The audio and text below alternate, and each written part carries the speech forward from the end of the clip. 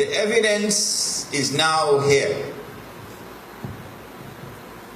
Incontrovertible evidence, unchallengeable evidence that the Sea of Galilee is now lower than it has ever been in all of history. The rains come and winter come and so on, and the water level changes, but insignificant changes in water level, implying that the hadith of the Prophet ﷺ is now being fulfilled, that Gog and Magog have been passing by the Sea of Galilee. If Gog and Magog have been passing by the Sea of Galilee and drinking the water, implying consuming the water, can we identify them? Who is responsible for this excessive consumption of water in the Sea of Galilee? Can it be Egypt? No. Can it be Syria? No. Can it be Lebanon? No. None of these countries utilize water from the Sea of Galilee. Only two countries. Number one, Jordan, and number two, Israel. Is Jordan responsible for this excessive consumption of water from the Sea of Galilee? No. Because the Sea of Galilee is under Israeli control now, after the 1967 war. Prior to 67, the Sea of Galilee was under Syrian control. But after Israel took the Golan Heights, then the Sea of Galilee entered into Israeli control. In the 1990s, maybe 94, 95, 96, somewhere around there, Israel and Jordan signed a peace treaty, you remember? And one of the articles of that peace treaty between Israel and Jordan, bringing hostilities to a close, was that Israel contracted to give to Jordan a certain amount of water from the Sea of Galilee. So Israel has determined how much water can go to Jordan. And so Jordan cannot be the answer to the question. The question is, who is responsible for this excessive consumption of water from the Sea of Galilee? That you're taking out more than nature can put back in, or nature can replenish. Well, in order for us to answer the question, who is taking it out?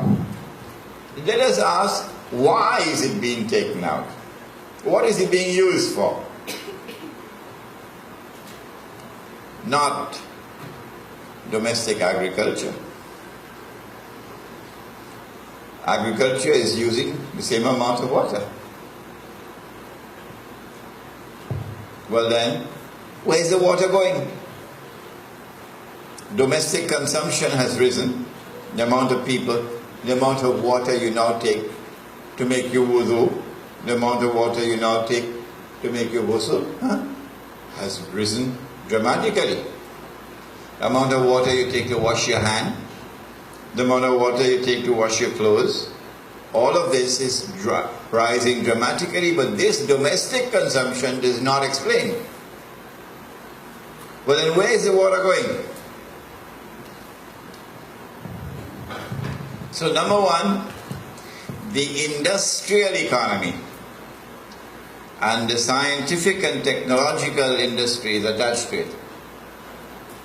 That's where the water is going. Modern industry is the thirstiest of all in history. The second source of the utilization of water is a project embarked upon by the state of Israel to transform the deserts, to make the deserts green. If you want to make the desert green, you're actually changing nature. So you're going to be utilizing a massive amount of water. Okay.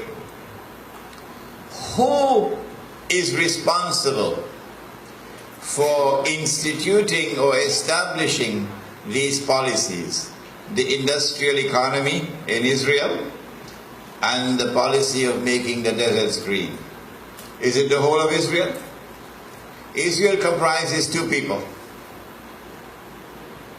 Number one, the European Jew, who has no racial lineage with Ibrahim alayhi salam. No. He's a Johnny-come-lately Jew. He just converted to Judaism yesterday. And then you have the actual Banu Israel, who lived in Yemen, in Iraq, in Egypt and so on, in Morocco. These are racially close to the Arabs. These are the Oriental Jews. And they are known in Israel as Sephardim. Sephardim, or the Sephardic Jews. But the others who came from Europe, they are known as the Ashkenazi. Ashkenazi. The state of Israel was established by the Ashkenazi. The Ashkenazi, or the European Jew, has controlled power in the state of Israel from day one. The government of Israel was comprised of Ashkenazi Jews, white people. So Israel has been effectively a European state.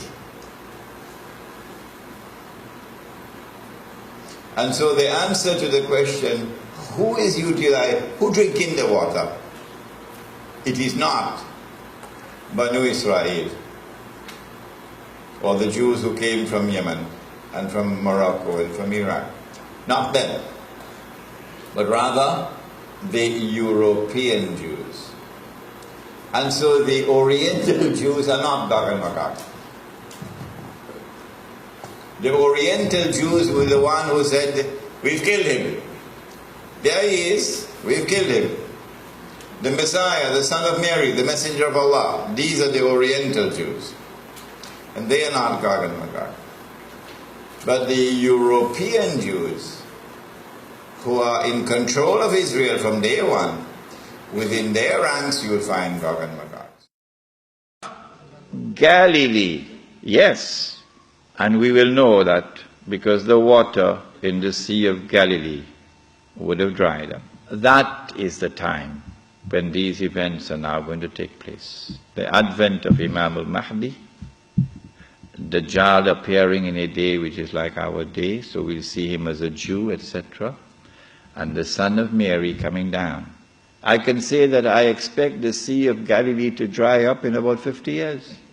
Because it is when the water in the Sea of Galilee dries up that the Son of Mary will come back down. Go and read your Sahih Muslim. It is at that time, and go and notice the water level in the Sea of Galilee now.